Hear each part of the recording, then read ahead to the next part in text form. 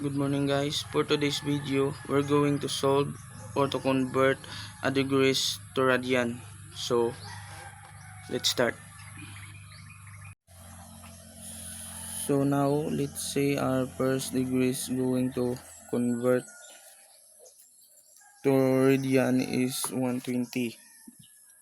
So now guys, the first example, 120 degree. First step is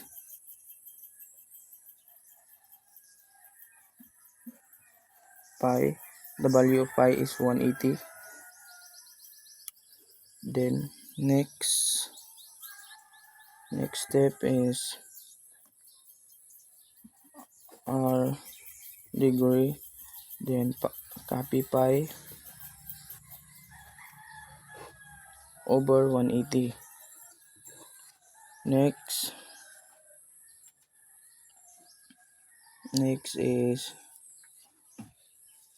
we simplify the fraction by finding a number that can divide both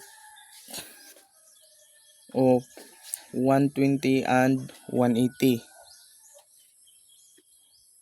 So the number can divide both 180, 120 and 180 is 60. So 120 divide 60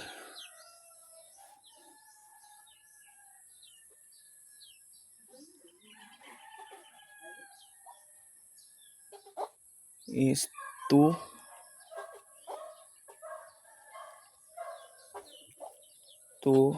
Then copy pi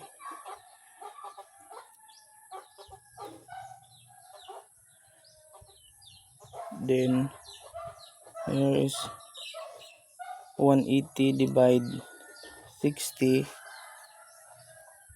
is 3. So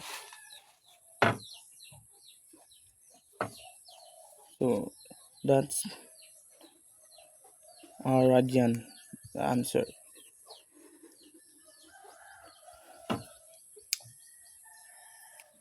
So next example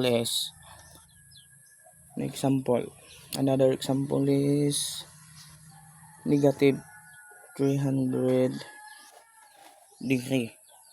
So same the first example. Next step, write the pi over 180. Next, our degree is 200. Copy the pi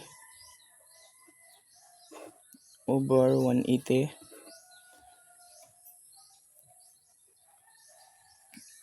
So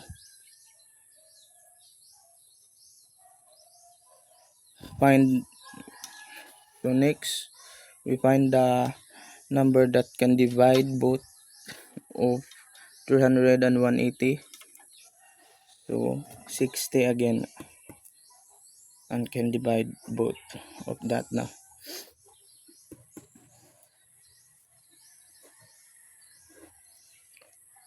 So next step, 300 divide 60 is 5.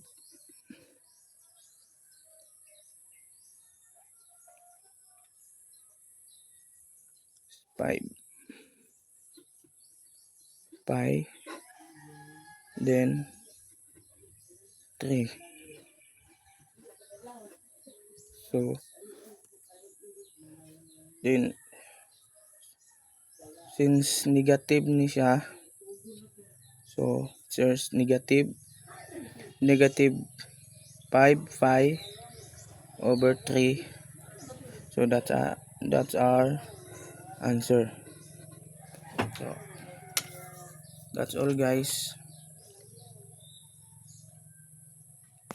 That's all how to convert the degree to radian. Thank you.